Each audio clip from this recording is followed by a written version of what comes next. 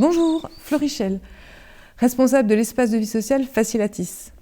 Le VS, c'est 3 espaces, un espace information, un espace numérique et un espace projet. Tout ça dans l'objectif de créer du lien social sur nos territoires. Aujourd'hui, on va parler café, isolement et cadeaux.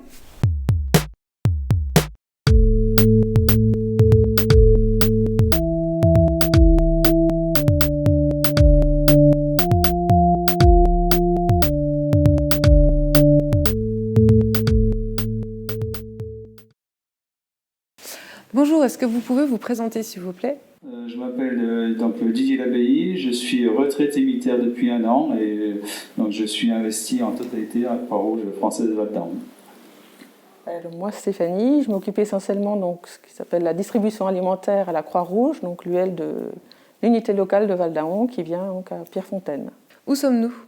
Alors la distribution alimentaire à Pierrefontaine, donc, c'est une salle qui nous est prêtée par la commune, l'ancienne salle du 3e âge. Donc c'est là qu'on reçoit d'habitude les bénéficiaires donc de la distribution alimentaire. On leur propose un café, un moment d'échange.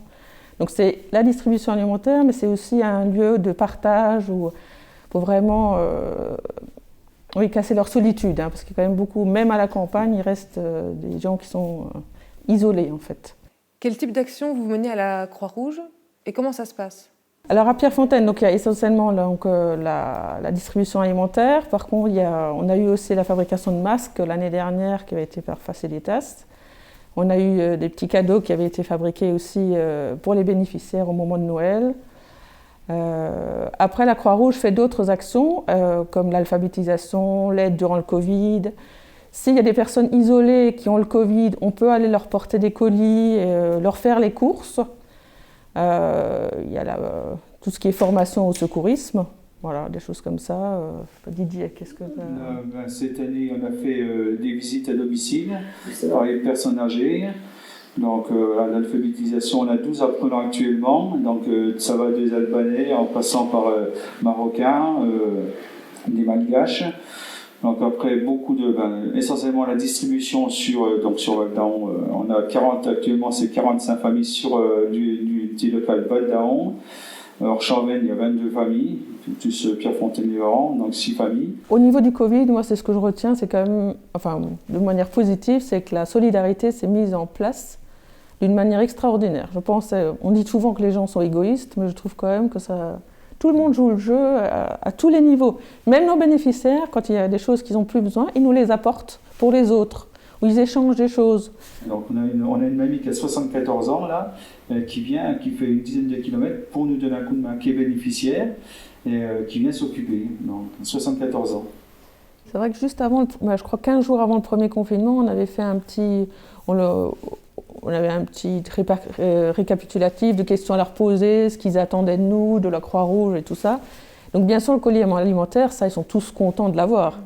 Mais alors, tous les bénéficiaires, je pense, sans exception, nous ont dit on vient pour ce moment de partage du café, de discuter avec des gens, parce qu'il y en a qui ne voient personne pendant 1 semaine ou 15 jours. Et donc ça, c'est des gens qui peuvent se déplacer, mais tous ceux qu'on voit à domicile, ils ne savent pas se déplacer quand il n'y a pas de famille forcément proche. Il y a beaucoup de bénéficiaires qui sont en difficulté parce qu'ils n'ont plus de voiture, ou parce que la voiture ne passe pas le contrôle technique, ou parce qu'ils n'ont plus de voiture, ou parce qu'ils n'ont pas le permis. Et ça, c'est une grande cause quand même dans les petits villages comme nous où il n'y a pas de train, quoi. Donc quand ça coince vraiment, mais on ne remplace pas les taxis, on peut faire des transports sociaux de manière très ponctuelle en fait. Pour vraiment quand les gens sont coincés pour aller à un rendez-vous médical par exemple et qu'ils n'ont pas droit au bon de transport, on peut dépanner, mais ça reste vraiment d'une manière c'est très exceptionnel. Ouais. Quels sont les projets qui ont été mis en place en lien avec l'espace de vie sociale ? Alors l'année dernière, Florie nous a contactés, dire qu'elle avait beaucoup de bénévoles, des couturières qui pouvaient faire des masques. Et c'est vrai que nous, nos bénéficiaires, l'année dernière, lors du premier confinement, ils étaient comme tout le monde, on n'avait pas de masque ou alors à prix d'or. Donc ça, c'est sûr que ce n'était pas dans leur budget. Donc les couturières de Florie sont mis à pied d'œuvre et ils nous ont fait quand même... je pense que chaque bénéficiaire a pu avoir bien 3-4 masques. Bénéficiaires enfants aussi, parce que c'est vrai qu'on a aussi beaucoup d'enfants dans ces familles-là. Et ils étaient bien appréciés parce qu'on les voyait revenir avec les masques qu'on connaissait bien, parce qu'on connaissait les tissus. Et c'est vrai que l'année dernière, ça a été vraiment quelque chose, je pense, qui a pu bien les aider à ce moment-là. Ouais. Et c'est vrai que les cadeaux aussi à Noël, à Val d'Aon notamment, on a une dame qui a pleuré quand elle l'a eu, à dire « mais j'ai jamais eu de cadeau de ma vie ». Ça va être quelque chose... Et on en parle encore actuellement, ouais. parce qu'on a fait à peu près le même principe sans les cadeaux, mais avec des vêtements, donc pour Pâques. Et on nous a reparlé encore des colis solidaires qui avaient été faits par Pierre Fontaine-Lévarant. Donc ça a touché beaucoup de monde et les gens étaient très très très sensibles. Donc j'espère que ce serait une opération qui va se renouveler par la suite. Comment peut-on imaginer un travail entre la Croix-Rouge et les associations locales ?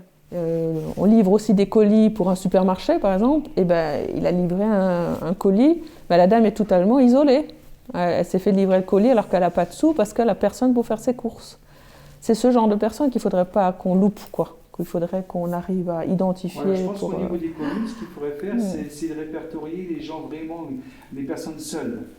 Donc nous, Croix-Rouge, on ne peut pas le faire. Oui, donc ça, c'est à vous de le faire. Enfin, c'est à vous, par rapport à la mairie. C'est ça. Moi, voilà, comme on disait avec Stéphanie, j'ai été livré une personne qui est toute seule.